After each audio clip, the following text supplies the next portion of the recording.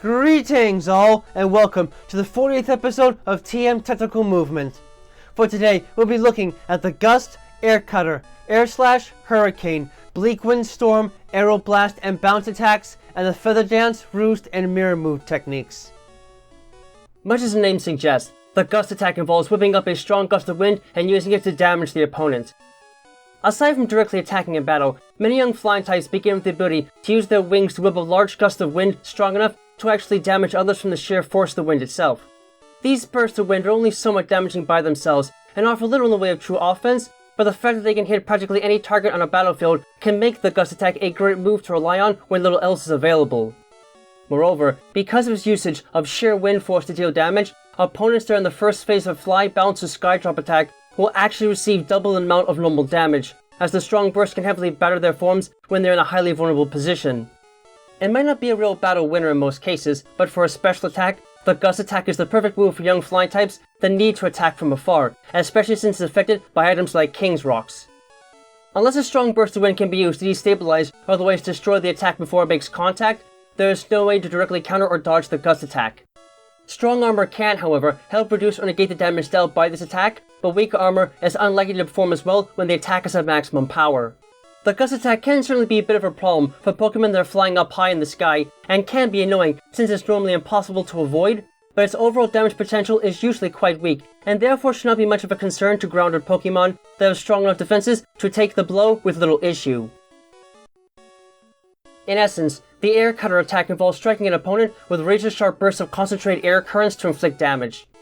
The Air Cutter attack could almost be thought of as an air-based version of the Razor Leaf attack that substitutes actual plant leaves for slicing currents of air.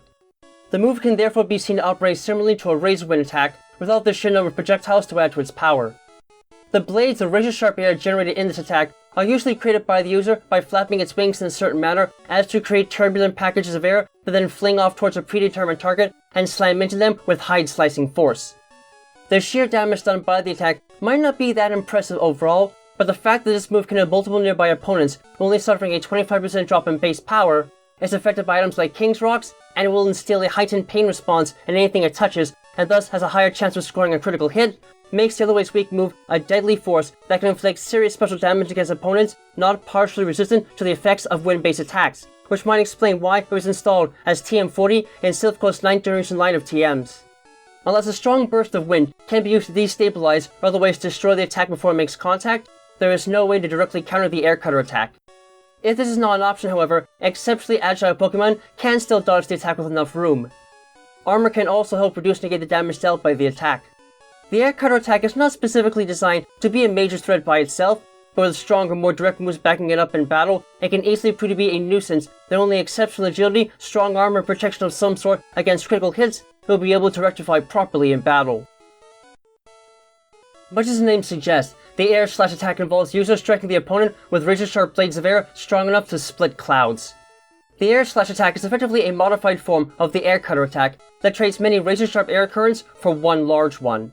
This single blast of razor-sharp air is usually delivered at close range, but because the attack comes off as a single projectile, it can be fired from immense distances away and can move quickly enough to strike targets across all regions of the battlefield, only having a slight chance of missing in practice.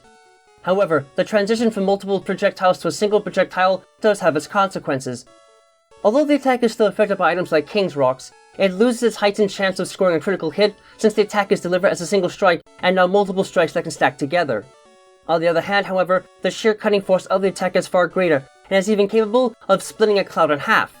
In practice, this means the attack will strike both with exceptional compressional and cutting force at the same time, and has the chance to physically cause the opponent to flinch about 30% of the time.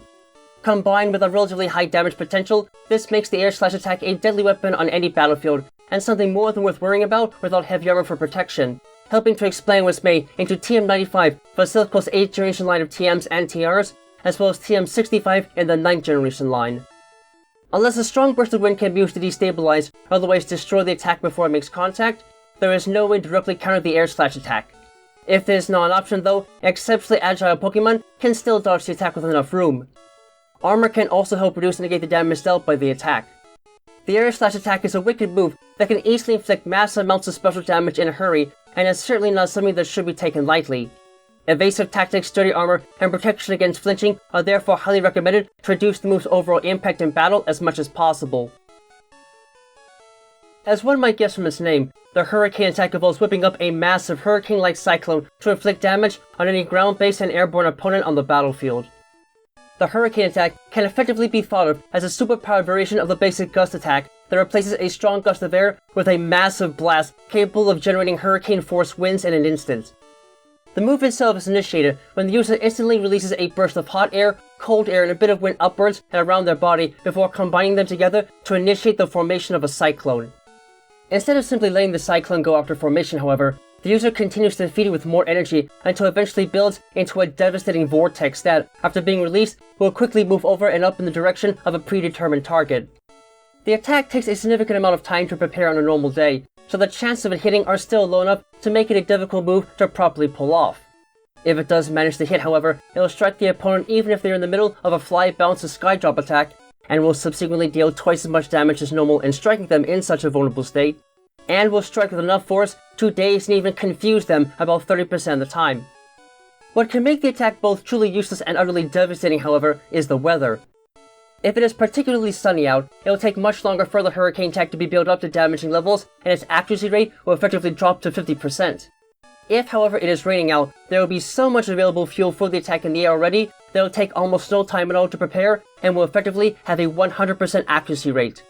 When played properly in battle, this can make the Hurricane attack a devastating blow that can deal massive amounts of damage and possibly debilitate the opponent at a relatively moderate stamina cost, especially since it is also affected by items like King's Rocks, validating its practicality in battle even on a fair weather day, and helping to explain why it was made into TR-89, Vasilkov's first line of TRs, as well as TM-160 and the 9th generation line of TMs.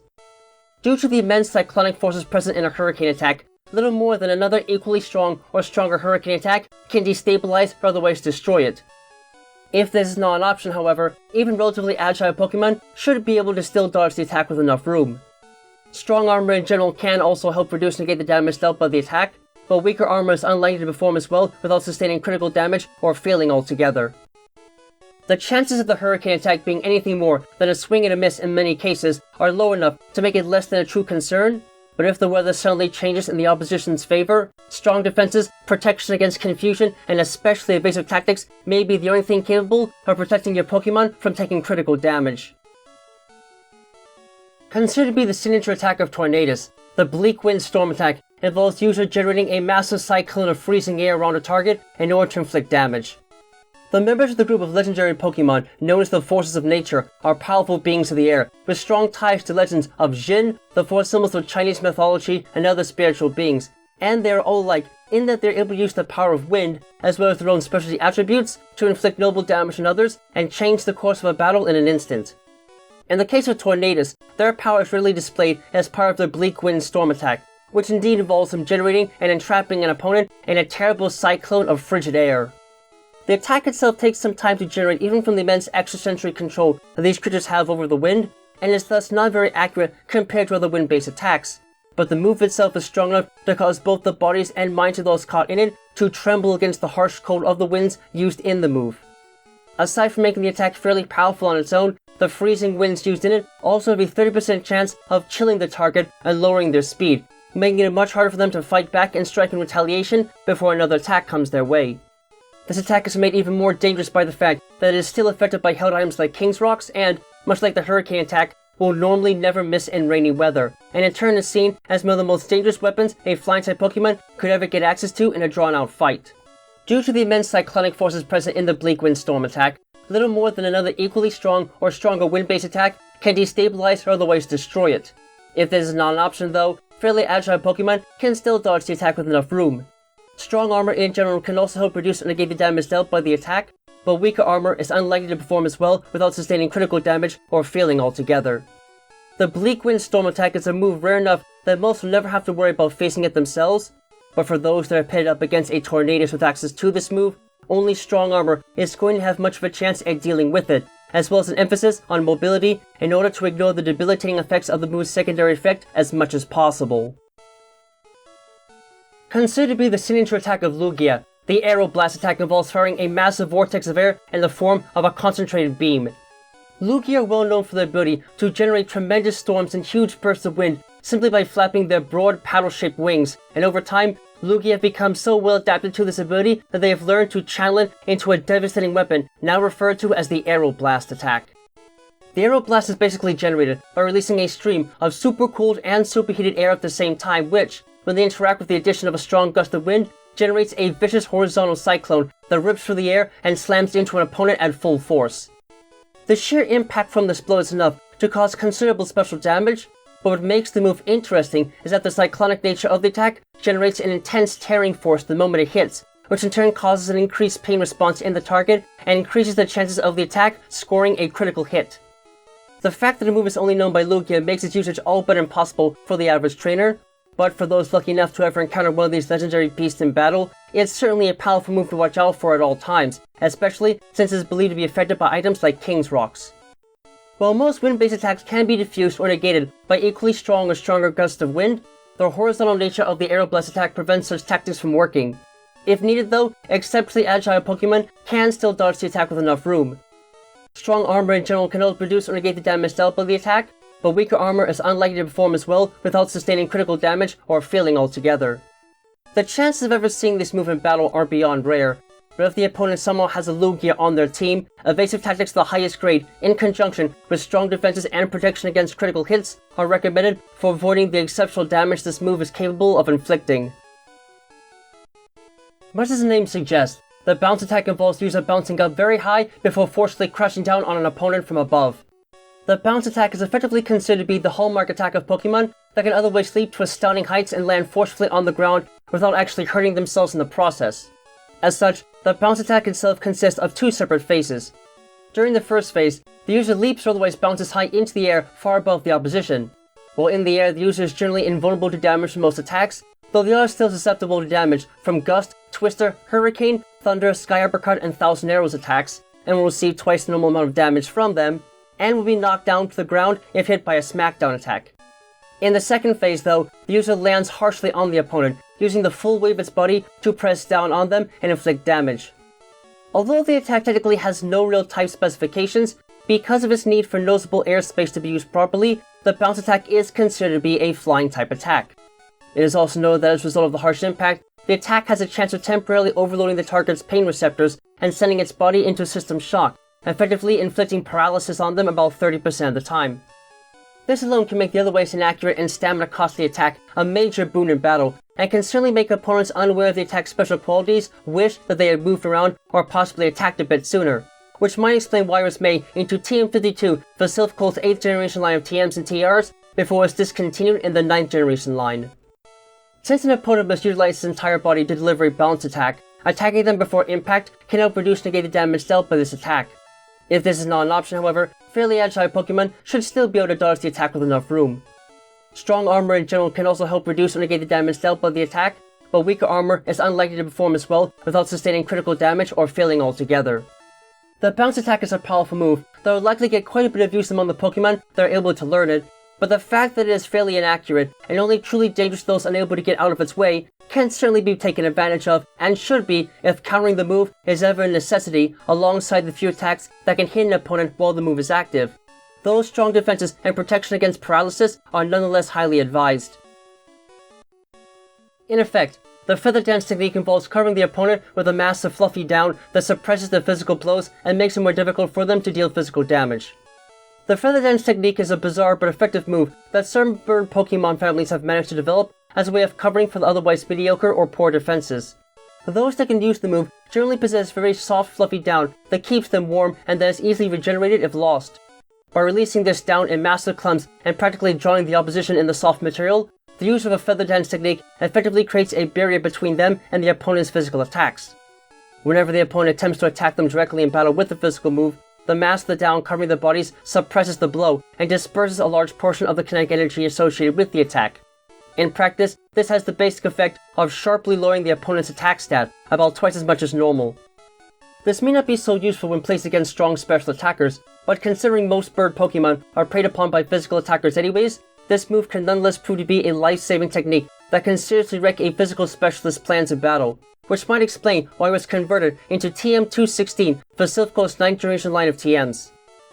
Attacks and techniques that raise a Pokemon's attack stat or lower an opponent's defense stat are highly recommended for dealing with the Feather Dance technique. As one might expect from its name, the Roost technique involves user resting on the ground and allowing its body to simply relax in order to restore lost energy. The Roost technique is a unique recovery technique harnessed primarily by bird Pokemon, as a way of relaxing their bodies and allowing their energy to recover without much hassle. As such, the Roost technique is effectively what it sounds like, the user roosting on a nearby tree or even the ground and allowing its body to naturally recover lost energy. While this technique is surprisingly potent in that it recovers 50% of the user's maximum HP with every use, the fact that the user forcefully grounds itself to use the move means that it removes its actual flying type assignment until it moves again, being treated as a normal type temporarily, thus eliminating at least part of its weakness to ice, electric, and rock type attacks, but also becoming completely vulnerable to ground type attacks. It might be a risky move in some cases, but when the going gets tough, this move can at the very least give struggling birds the chance to fight again at full strength. It was this feature that prompted Silph to release the move as TM51 within their 4th generation line of TMs, but a lack of adaptability among many non-flying types eventually doomed it to discontinuation. Nonetheless, recent interest in the move convinced Silph to re-release the move as TM19 in the 6th generation line, and the popularity the move had gained from that proved to be enough to ensure its continuation into the company's 7th generation line, even swapping back to TM51 within the recent Sinnoh Special Edition set, before being dropped once more in the 9th generation line. Unless recovery techniques are somehow blocked, there is no way to directly counter the effects of the Roost technique. As the name would suggest, the Mirror Move technique involves simply mimicking the move last used by an opponent perfectly. As with the Copycat technique, the Mirror Move technique involves mimicking the move last used by a nearby target and immediately striking back with the same move. However, there are a few slight differences that need to be noted. For one thing, the Mirror Move is not merely a simple mimic, but a thought-out copy reflected by the fact that the user is free to execute the move in whatever fashion they wish, instead of simply copying the method of execution used by an opponent. This makes the move a bit less common than the Copycat technique and far more useful for strategists, as Pokemon able to learn the move can perfectly copy the attributes of their opponent's last move, while still being able to retain that memory long enough to utilize it in a different fashion. Secondly, and perhaps more importantly, the move is only learned naturally by bird Pokemon and has thus been assigned as a flying type move. The exact reason behind this strange isolation is unknown, but it is thought that the move is merely reflective of the user's ability to both mimic and memorize certain actions and sounds without error, in turn making the receptive brains of bird Pokemon a prime candidate. Regardless, the Mirror Move technique is a surprising move that can easily throw the opponent's best offenses right back at them, in turn frustrating opposing trainers a great deal. Due to its unique attributes, there is no way to directly counter the effects of the Mirror Move technique. That's it for this episode, so stay tuned for the next episode of TM Technical Movement.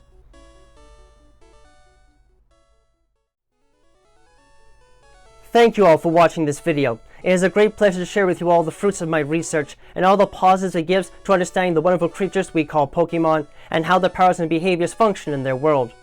If you enjoyed this video and would like to see more work like it, please give a like, comment, and or subscribe to the channel so you can get regular notifications on when new content is being uploaded. You can also find links to my DeviantArt page, Patreon, and Discord server in the description below.